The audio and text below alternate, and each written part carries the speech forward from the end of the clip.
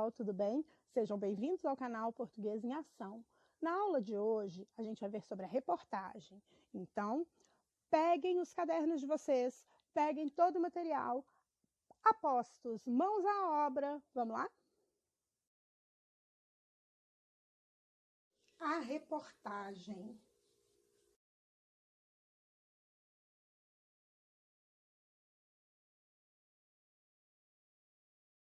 A reportagem é um texto jornalístico.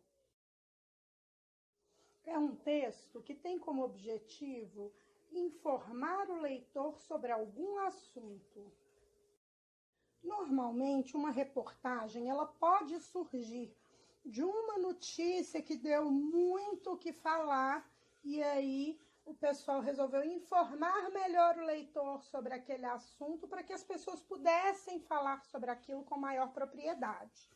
Ou pode ser de várias notícias seguidas sobre um determinado assunto, como é o caso do coronavírus, que aí é necessário informar para o leitor, né, um pouco mais sobre esse vírus que está aí, né, afetando a saúde de muitas pessoas.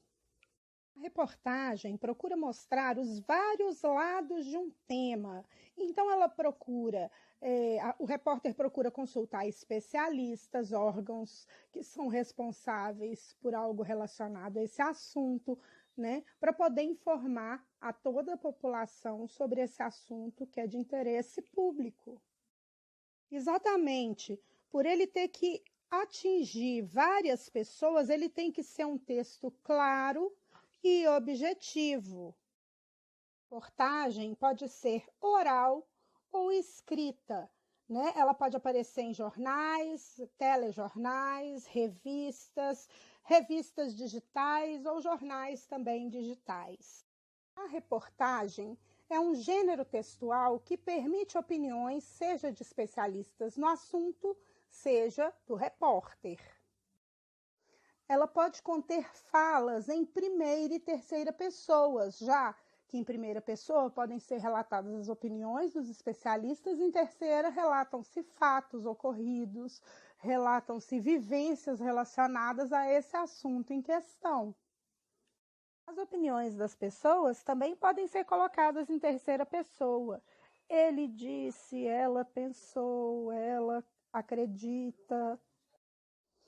A reportagem é composta por manchete, título auxiliar, lead e corpo da reportagem. A manchete é normalmente uma frase de efeito, algo que chame a atenção do leitor para que ele possa ter vontade de ler aquela reportagem. O título auxiliar é um resumo, né, do assunto a ser tratado, né, ali naquela reportagem. O lead é um resumo um pouquinho mais detalhado do que será apresentado na reportagem e o corpo da reportagem vai apresentar os detalhes em sua íntegra, em sua totalidade. Vamos a um exemplo agora? A reportagem que nós vamos ver foi retirada do site G1 no dia 3 de junho de 2020, quarta-feira. Coronavírus. Atitudes individuais são fundamentais para controle do vírus, dizem especialistas. Orientação é para que cada um faça a sua parte. Busque o sistema de saúde apenas em caso de necessidade e mantenha a calma. Por Marcelo Valadares, do G1. A Organização Mundial da Saúde, OMS, está sugerindo medidas para os governos e também para as pessoas para tentar conter a pandemia do novo coronavírus.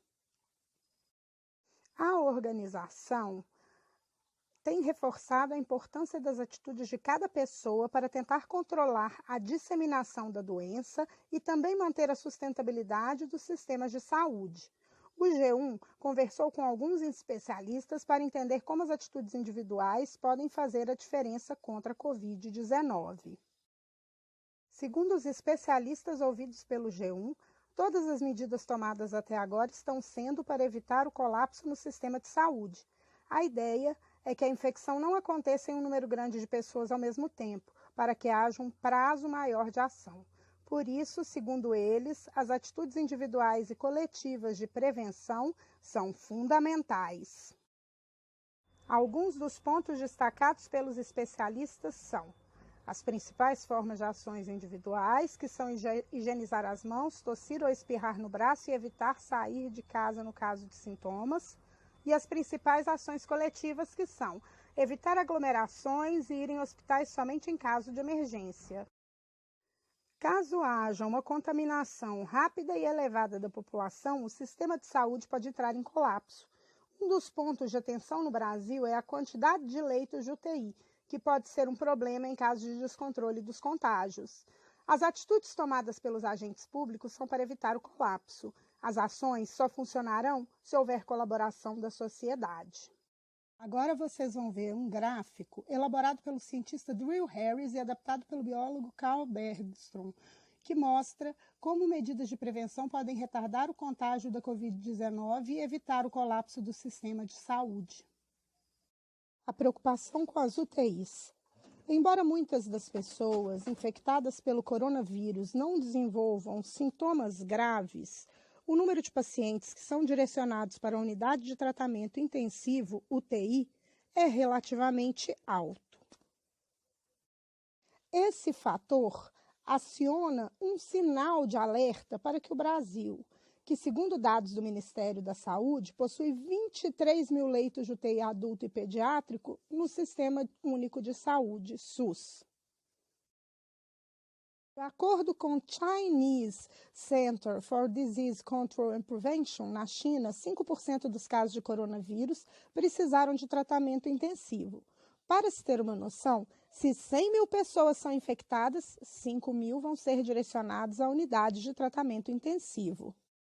Segundo a Associação de Medicina Intensiva Brasileira, AMIB, o Brasil possui 16 mil leitos adultos que atendem a faixa da população que é mais vulnerável à doença, e 95% deles já estão ocupados por outros casos. Segundo a associação, com o avanço da pandemia, a capacidade de receber pacientes em estado grave pode aumentar em 20%, o que representaria a necessidade de, pelo menos, 3.200 novos leitos. A prevenção como principal medida. Camila Franco, mestra em saúde coletiva e gestora pública, explica que as ações e prevenções feitas agora têm a intenção de fazer com que as transmissões aconteçam em um período mais prolongado e menos intenso.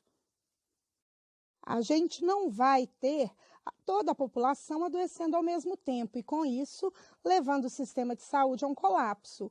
As pessoas vão adoecendo em momentos diferentes, pois estamos tomando medidas de prevenção, como, por exemplo, evitar aglomerações.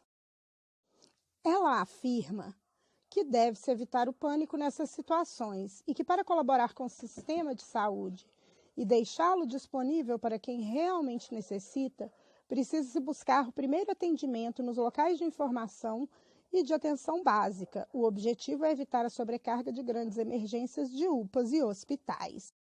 Segundo Franco, apenas as pessoas que sentem sintomas mais graves da doença, como dificuldade respiratória ou muito cansaço, devem ir para estes locais. Com a prevenção e essas atitudes, a gente pode evitar que o nosso sistema de saúde entre em colapso. O Sistema Único de Saúde é grande, universal e gratuito. O SUS vai conseguir atender a população. Camila Franco, mestre em saúde coletiva e gestora pública. O infectologista Jean Gorenstein, do Hospital Emílio Ribas, afirma que a partir do momento que as pessoas começam a cumprir as medidas básicas de prevenção, como a higienização das mãos com água e sabão ou com o uso do álcool gel, e não sair de suas casas tossindo ou com febre, o risco de transmissão do vírus na rua e nos ambientes fechados diminui. É importante que elas tomem essas atitudes para respeitar as pessoas, para que essa doença não chegue a quem é mais vulnerável. Tem que ter a consciência de que, ao não respeitar essas orientações, pode impactar outras pessoas. Pessoal, a reportagem continua. Quem tiver interesse de continuar lendo, é só ir lá no site do G1 e pesquisar. Então, como podemos ver nessa reportagem, ela é importante para esclarecer a população sobre um determinado assunto, que no caso aí é a prevenção contra o novo coronavírus. E para isso ela traz especialistas, autoridades, todos falando sobre esse mesmo tema para que a gente possa ter muitas coisas, muitos elementos sobre esse assunto e se esclarecer bem. A reportagem, ela traz vídeos para enriquecer, entrevistas, ela traz gráficos, ela traz tabelas, tudo, toda a informação que enriquecer sobre o assunto. Pessoal, fiquem com Deus e até mais. Bom, pessoal, acabou. Por hoje é só e até o próximo vídeo.